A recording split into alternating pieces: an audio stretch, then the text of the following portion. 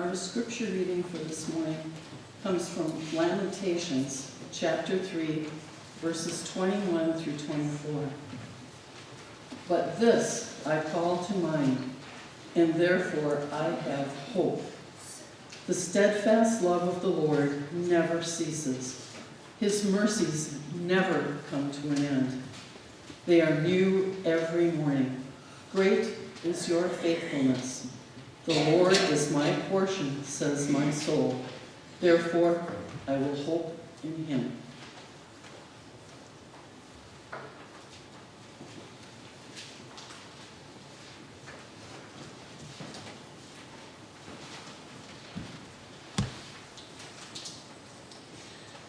I found a place where some children, like I asked our children this morning, were asked, what is hope?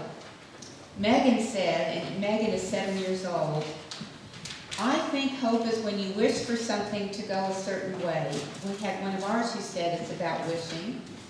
I think hope is when you wish for something to go a certain way, and sometimes you have to wait for a long, long time. That sounds like a very familiar experience to me. Now, so Megan talks about waiting. Richard, who is 9, said, hope is another chance to do something. Like if your baseball game is tied, you still have hope you're going to win. I like that. It's like you still have another chance. I like these definitions of hope. Now, Austin, who's 5 years old, said, I hope I can get a pet snake. I'm not sure what that has to do with hope, because I hope I don't ever see a snake. The word hope in the Bible, in what Cindy read, the Lamentations passage, expresses confidence and assurance concerning the future because it's based on God's promises and our experience of God in the past. Will, who is 10 years old, says, hope is to look forward to something with a feeling of expectation or confidence. And then in this wise little boy's 10-year-old faith, he says, Christians always know they have hope because they have God in their hearts. Wow. I wish I knew that at age 60 more. So I'm glad that little knows this. Now, little Justin, who's 10, says, hope isn't pie in the sky. I wonder how he learned pie in the sky. Hope isn't pie in the sky. It's practical. Hope is talking to God every day, expecting an answer. These children, my goodness. Hope is having Jesus to talk to. Hope is being satisfied with what God has given you. These children need to come and lead us in a workshop on hope. They've got it. They've got it. Well, let me talk a little bit about the Lamentations passage.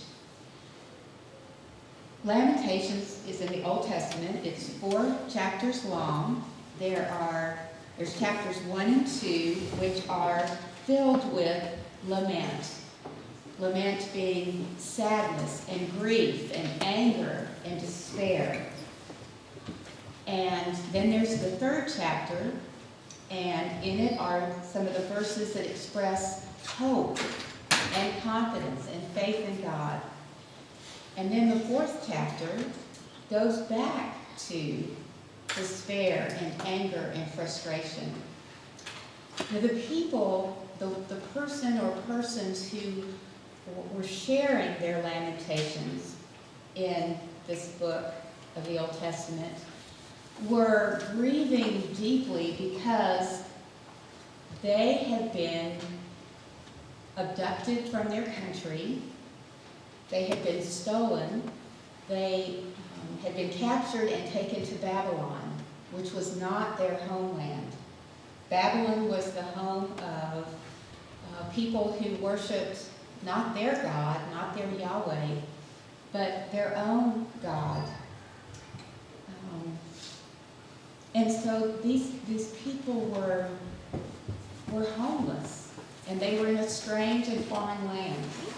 And so for the first 2 chapters and in part of the 3rd chapter of Lamentations, they were expressing their deep despair. They don't know how to go on.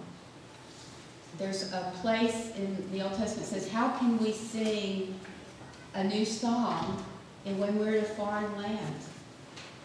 And how many of us have felt that same kind of despair and sense of loss, and I can't go on. I'll never be able to sing. I'll never feel hope. I'll never get beyond this. Whether it's been because of the death of a loved one, or the loss of a job, or a betrayal, or a serious illness that you didn't know if you were going to get through, or a serious illness of a loved one, and you don't know what's going to happen, or the death of a child. We can understand the despair and the grief and the pain. And then we hear those words that's, and Cindy read, and let's see, I think I printed them off because I wanted to go back to them. So bear with me. Did I put them? Yeah, thank you. I'm going to read them again.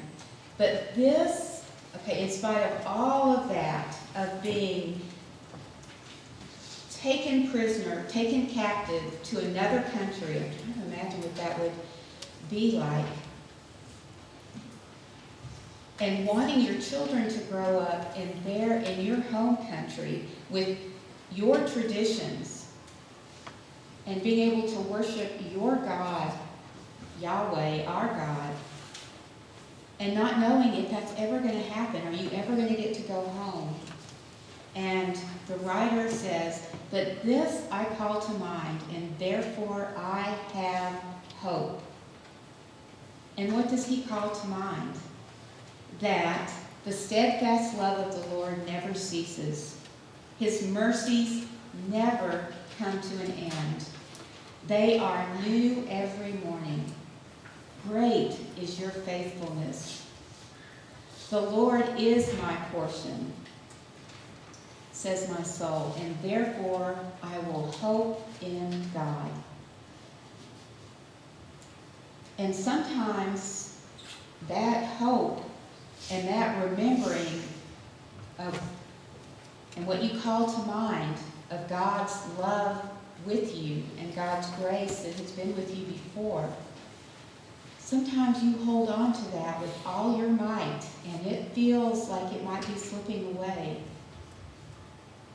And you call it to mind again. And you call one of these faithful people and say, man, my hope is not there today. Can you pray for me? Can you help me? Or someone says, I am struggling. And you say, not, oh, it's going to get better. Don't worry, it's going to get better. You say, wow, I know you are. I've been there too. Let's hope. Let's remember God's promises. We don't know how this is going to turn out, but no matter what, God is with us and we are not alone.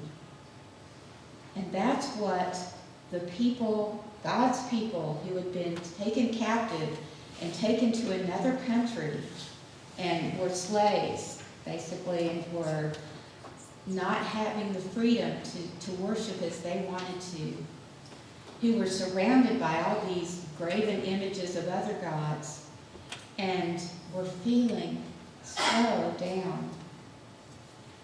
They remembered what God had done for them in the past. And what had God done for them? God had taken Moses and the people, God guided them out of Egypt, where they had been enslaved. God was with them as they crossed through the desert, as they went to the promised land. And then they were led into the promised land. They were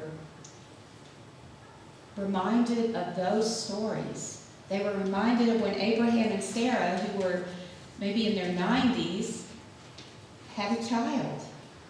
And they thought that was hopeless. Sarah even laughed. Ha ha ha, that's crazy. It wasn't crazy.